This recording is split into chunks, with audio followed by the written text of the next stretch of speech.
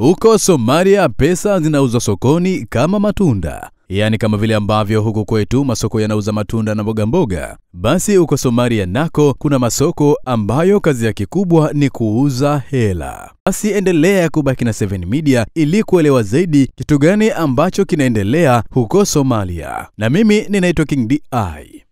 Somalia imegawanyika katika pande mbili tofauti. Upande wa kwanza unajulikana kama Somalia, lakini pia upande wa pili unajulikana kama Somaliland, ambapo pande hizo zote zinapatikana katika ukanda mmoja, ila nchi hizi mbili ni tofauti, japokuwa zote zinapatikana katika eneo moja. Na tofauti kubwa ya nchi hizi mbili ni kwamba Somalia bwana kuna vita vya wenyewe kwa wenyewe, lakini huku Somaliland ikiwa ni sehemu ambayo inatajwa kuwa salama kidogo. Na hii ni nchi ambayo imejitenga zaidi na kutengeneza serikali yake, japokuwa Umoja wa Mataifa hawaitambui nchi hii kama ni nchi ambayo inatakiwa kuwa miongoni mwa nchi ambazo zinapatikana barani Afrika. Na Somaliland ilipata uhuru wake kutoka kwa Somalia tangu mwaka 1991, huku ikiwa na jumla ya kilomita za mraba 176,120 na wanatumia Somalia shillings kama pesa yao maalum kwa ajili ya nchi yao ya Somaliland.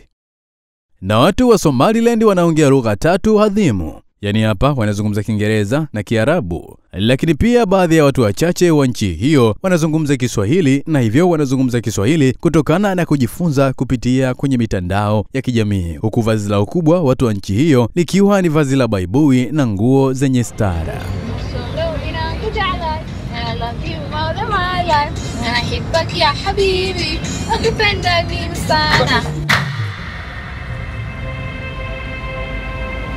Na tabia za ulevi huko Somalia wala haziruhusiwi kabisa. Yaani katika nchi hii ni marufuku kabisa na wala hairuhusiwi kwa mtu yoyote kuuza ama kunywa pombe. Na tena ukibainika kesi yako ni kama kesi ya madawa ya kulevya. Na tena utaadhibiwa kutokana na sheria ambazo zimetungwa kwa kuzingatia kitabu cha Qur'ani, na hata hivyo nchi hiyo yote sheria zao nyingi zinatokana na kitabu hicho tukufu.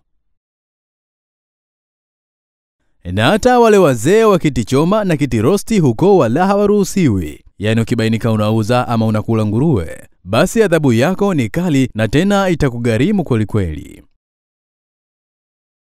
Na katika nchi hii moja ya vitu ambavyo vinavyoshangaza watu wengi sana ni pamoja na masoko ya hela, yani masoko ambayo yanauza na kununua pesa. Na tena masoko hayo ni masoko ya wazi ambayo watu wanauza pesa mtaani bila hata kuogopa wala kuwaza, jambo ambalo linapatikana kwenye nchi ya Somaliland, maeneo ambayo hatujategemea wala hatujazoea kabisa kuona pesa zinaanikwa barabarani. Na wakati huku kwetu mawakala na mabenki yanalindwa na ulinzi mkali, basi huko Somaliland mawakala wao wamezagaa mitaani na tena wanazianika pesa zao kama nguo. Na unaweza kujiuliza labda kwa nini hawaogopi kufanya haya yote, kwani kuna vibaka na majambazi ambao wanaweza kuwavamia muda wote na wakachukua pesa hizo. Lakini ukweli ni kwamba Somaliland ni sehemu ambazo wanasema kuwa ni salama, kwani mawakala wake wanaweza kuacha pesa na kwenda kufanya ibada na kisha kurudi na kuzikuta pesa zote ziko vile vile, na tena hajachomolewa hata buku tatu.